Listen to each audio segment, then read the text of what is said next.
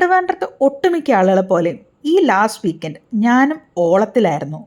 2018 first edition വന്നപ്പോൾ മുതൽ ഒരു എഡീഷൻ പോലും വിടാണ്ട് എല്ലാ ഓളത്തിനും പോകുന്ന ഒരാളാണ് ഞാൻ.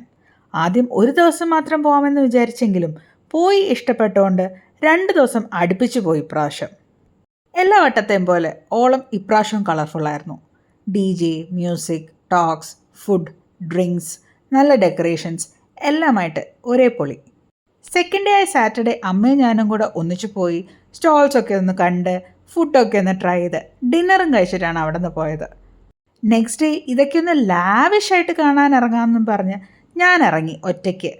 അന്നാണെങ്കിലോ ഓളത്തിൻ്റെ ട്രഡീഷനായ മഴയും പെയ്തു.